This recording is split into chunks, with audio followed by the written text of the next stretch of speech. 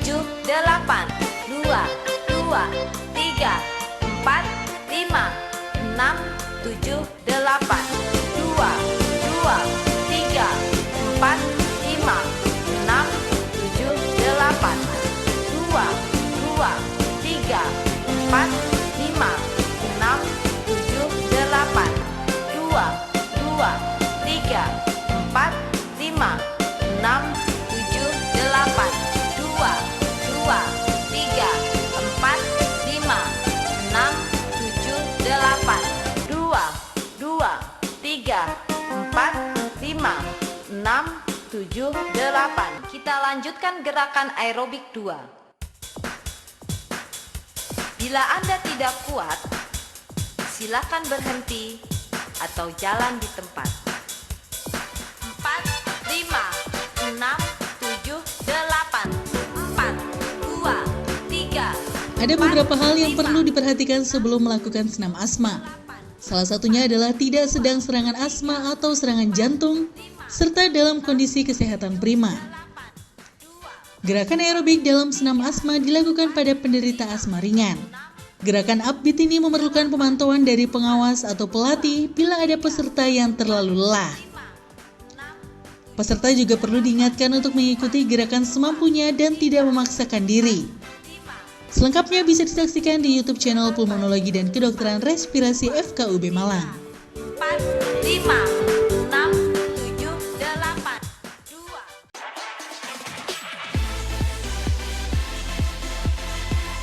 Masih dalam UB Talk dari Brawijaya untuk Indonesia. Nah, kalau begitu Dokter Adit dan Dokter Dila, kita akan melanjutkan perbincangan kita nih tentang PPOK, yaitu penyakit paru obstruktif kronik. Tadi sudah sempat dijelaskan banyak hal nih Dok ya, mulai gejalanya, terus bagaimana mengenali pasien dan juga sampai pengobatannya.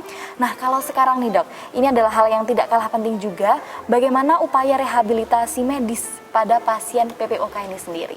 Monggo silahkan Dokter Adit. Jadi mungkin saya dulu ya Mbak Oke. Tiara ya. Jadi rehabilitasi ini sebenarnya adalah upaya yang komprehensif ya, menyeluruh gitu ya, yang bertujuan untuk meningkatkan kualitas hidup pada pasien PPOK. Nah, rehabilitasi sendiri ini juga ada bukti bahwa dia menurunkan angka hospitalisasi ulang ketika pasien tersebut menjalani perawatan di rumah sakit sebelumnya.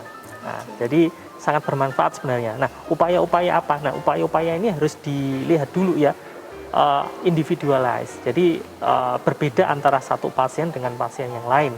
Kita harus menilai dulu derajat sesaknya seperti apa. Tidak mungkin disamakan upaya rehabilitasi pasien PPOK yang derajat ringan, yang dia masih bisa beraktivitas sehari-hari, sama pasien dengan yang tidak bisa beraktivitas sehari-hari. Seperti itu harus dibedakan.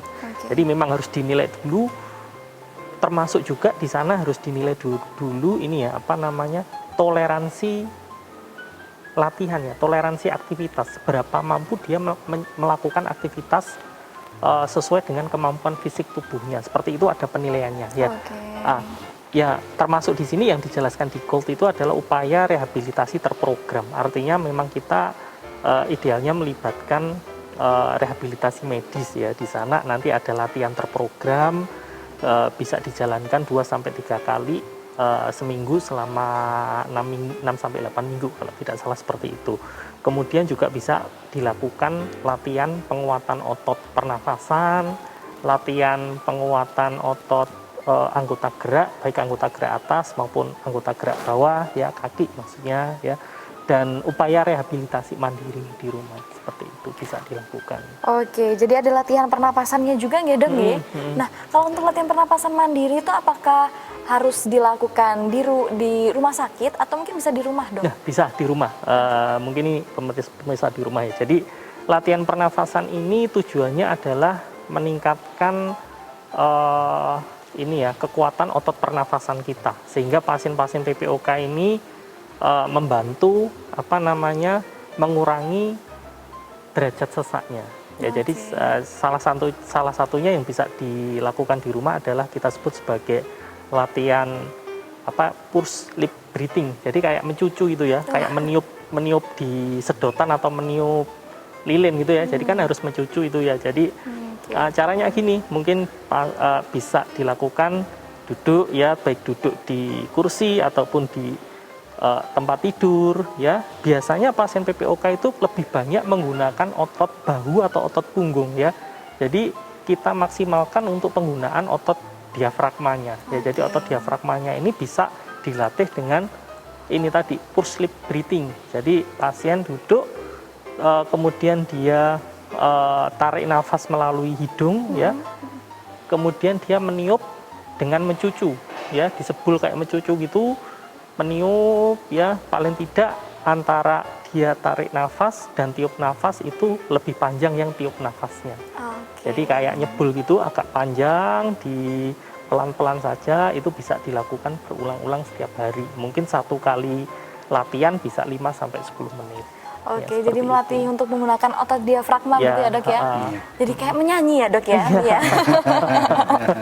Oke, nah tadi sempat disinggung oleh dokter bahwa derajat setiap orang yang terjangkit PPOK itu berbeda-beda gitu ya dok ya? Jadinya tingkat untuk rehabilitasi, upayanya rehabilitasi itu juga berbeda-beda. Nah kalau boleh tahu nih dok, penilaian apa saja sih dok untuk menentukan derajat PPOK dari setiap orang? Nah, misalnya yang ini ringan, yang ini berat, seperti itu. Dokter Dila mungkin. Oke. Baik, gini. Jadi kita intinya bisa menilai dengan melihat pertama ada scoring. Pasien ini baik dengan CAT score atau MRC ya, kita skor dia. Ini skornya berapa? Kemudian kita lihat riwayat dia rawat inap. Kita bisa lihat juga dari situ. Nih, ternyata dia sering rawat inap nih. Ya, sering rawat inap karena tadi eksaserbasi atau lagi memberat itu ya. Memberat. Nah, tentunya pasien yang kita skor ternyata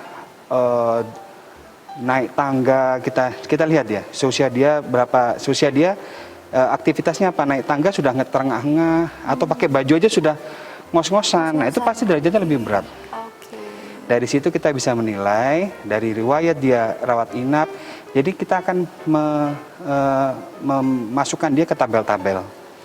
Dari tabel-tabel itu kita bisa menilai, oh ini populasi yang ini populasi yang ini, ini populasi yang ini, populasi ini. Jadi dari situ kita bisa menilai. Nah, tentunya perlakuan untuk rehabilitasinya nggak bisa disamakan memang. Jadi orang yang pakai baju aja terengah-engah, masa disuruh aktivitas dengan yang sama dengan yang orang jalan jalan biasa aja sudah tidak masalah, kan nggak bisa disamakan. Seperti itu. Jadi itu tadi ada scoring-scoringnya begitu ya dok ya, untuk menentukan derajat masing-masing orang yang terjangkit PPOK ini. Nah kalau begitu untuk evaluasi keberhasilan dari pengobatan PPOK ini seperti apa nih dok? Baik, evaluasi ya. Jadi tadi kan sudah kita scoring ya. Kita scoring pasien nih di sini tempatnya. Tata laksananya ini ada. Jadi kayak semacam ini kotak A nih ya, ini kotak B nih. Kotak A ya terapinya ini. Dan membaik, kita evaluasi melalui anamnesis lagi. Jadi kita evaluasi tiap bulan kita evaluasi nih pasien nih kok ada gejala yang memberat. Kemudian scoringnya juga meningkat. Kemudian saya habis ngamar dok 2 hari yang lalu karena ngik-ngik kumat loh. Nah dari situ kan kita bisa mengevaluasi, oh berarti orang ini butuh terapi tambahan.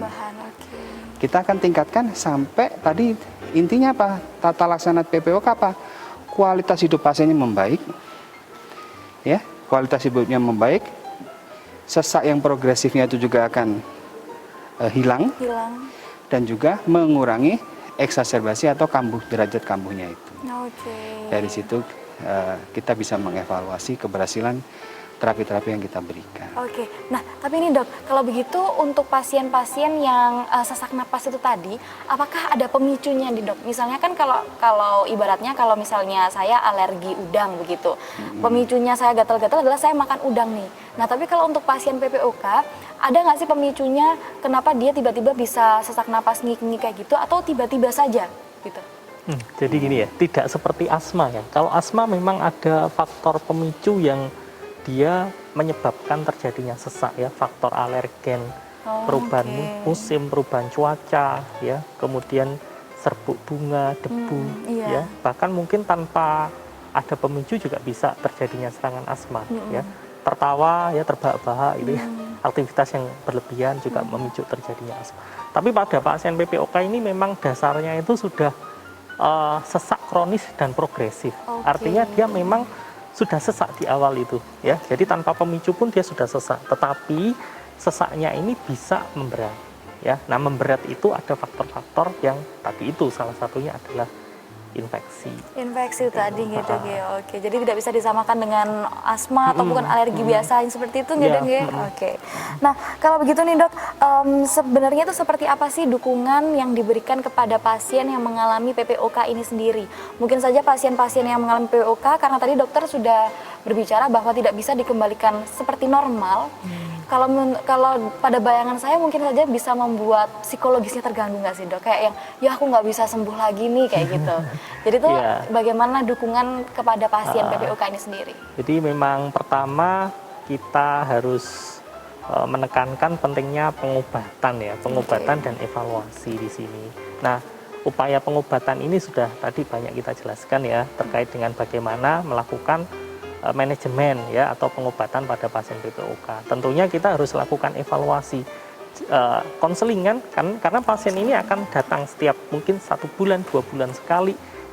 Kita lihat oh sesaknya masih ya, jadi kita edukasi lagi, oh ini penyebabnya apa sih sesaknya, jangan-jangan bukan karena pengobatan yang kita lakukan, tetapi karena mungkin pasiennya tidak patuh ya terhadap pengobatan yang diberikan. Yang kedua adalah ketidaktepatan menggunakan alatnya ya, karena ini agak sulit ya, apalagi orang tua gitu ya, kita ajari cara menggunakan alatnya. Kadang dia tidak menggunakannya dengan benar, seperti itu bisa menyebabkan oh kenapa kok saya masih sesak saja ya, nggak berkurang-kurang, nggak membaik seperti itu. Nah itu juga harus ditekankan dan harus diedukasi. Jadi diharapkan pasien-pasien PPOK ini dapat kontrol rutin ya, pertama itu untuk mendapatkan pengobatan yang tepat dan dukungan supaya dari tenaga medis ya tentunya, supaya kita komunikasikan untuk ini ya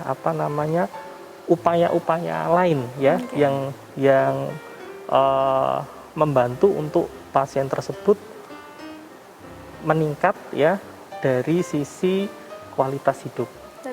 Ya, jadi kalau untuk penilaian objektif ya mungkin tidak dilakukan ya itu ya untuk menilai toleransi aktivitas Mbak. Jadi ada toleransi aktivitas, berapa mampu dia melakukan aktivitas dengan pengecekan, misalkan dengan uji jalan 6 menit ya. Jadi misalkan ini bulan ini dilatih uji jalan 6 menitnya berapa meter. Bulan depan, oh ya Pak, bulan depan ternyata Bapak lebih kuat loh, lebih mampu ya dalam melakukan aktivitas karena dia nambah meternya.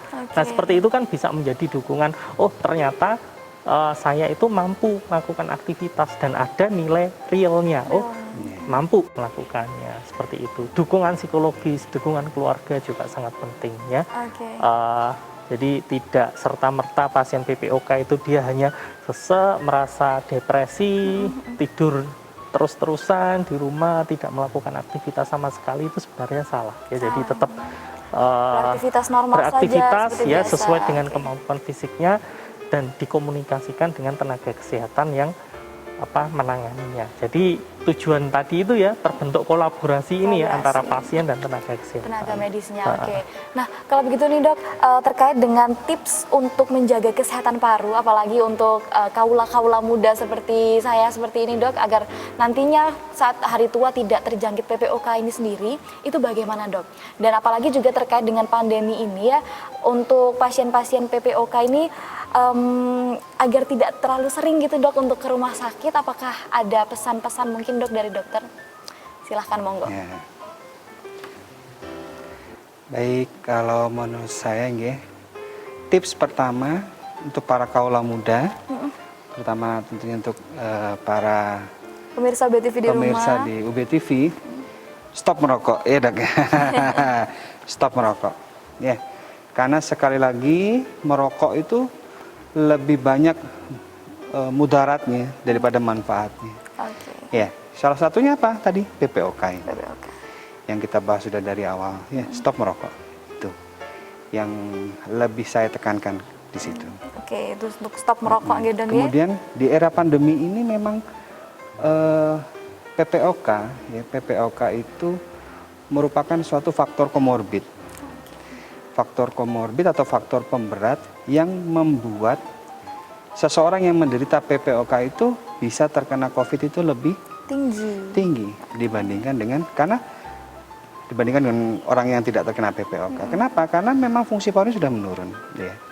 Fungsi parunya menurun ditambah dengan terinfeksi oleh COVID ini. Jadi memang kita sendiri lebih saat ini, khusus di era COVID ini, apalagi dengan bantuan BPJS tentunya ya, kita bisa membuat pasien penderita PPOK lebih jarang dengan stok obat yang lebih kita perpanjang untuk pemberiannya, seperti itu.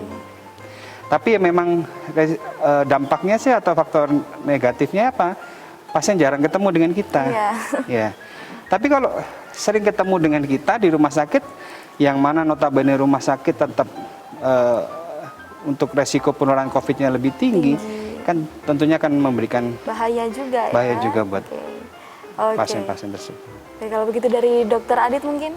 Ya, kalau dari saya tetap menjaga protokol kesehatan ya. Jadi sebisa mungkin, terutama pasien-pasien yang mempunyai penyakit penyerta ya atau komorbid ya, salah satunya PPOK, diharapkan tetap waspada ya, karena kita tidak tahu di sekitar kita, lingkungan kita, siapa yang terkena COVID ya. Mungkin dia bisa jadi tanpa gejala ya, tapi dengan karena dia mempunyai komorbid, ketika begitu dia kena menjadi gejala yang lebih serius seperti itu. Jadi tetap pertama adalah terapkan protokol kesehatan, kemudian yang kedua adalah diskusikan upaya-upaya untuk pasien-pasien PPOK ya, khususnya Mbak ya, ini ya, itu diskusikan upaya-upaya bagaimana meningkatkan kualitas hidup, upaya-upaya untuk menurunkan sesak dan kondisi gejala yang lain itu dengan dokternya ya. Jadi sebisa mungkin tetap pasien PPOK itu dapat beraktivitas fisik ya, walaupun dia tidak bisa disamakan dengan orang yang normal ya, orang yang tanpa sakit, tetapi dia dari segi kualitas hidupnya dia masih mampu seperti itu ya. Nah, Oke, tadi adalah pesan dari dokter spesialis paru nggih, ini dua-duanya nggih Dok nggih. Kalau begitu terima kasih hari ini telah menyempatkan hadir di UB Talk di studio UB TV hari ini ya Dok ya. Semoga harapannya kita semua tetap sehat ya, apalagi di era pandemi seperti sekarang ini. Amin, amin. Oke. Nah, itu tadi pemirsa UB TV obrolan singkat kita tentang PPOK atau penyakit paru obstruktif kronik dalam rangka COPD Day yang jatuh pada hari Rabu minggu ketiga bulan November di setiap tahunnya. Terima kasih telah menyaksikan UB Talk hari ini dan semoga dengan tayangan ini dapat menambah informasi untuk pemirsa UB TV di rumah. Akhir kata saya Risa Tiara beserta kru yang bertugas pamit undur diri dan see you, bye-bye.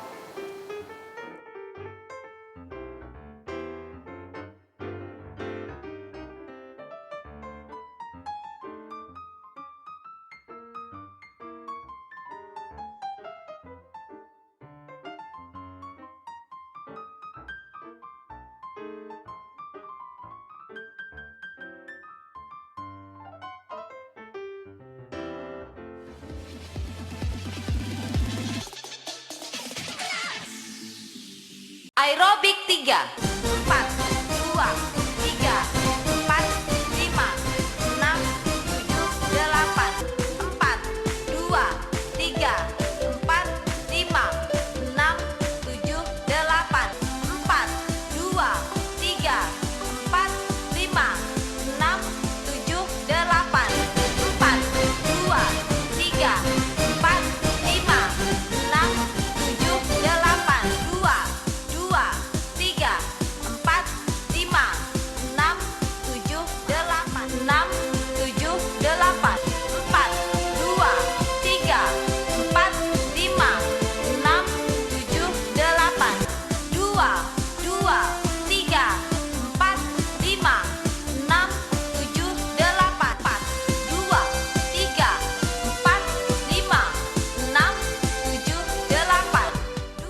pendinginan.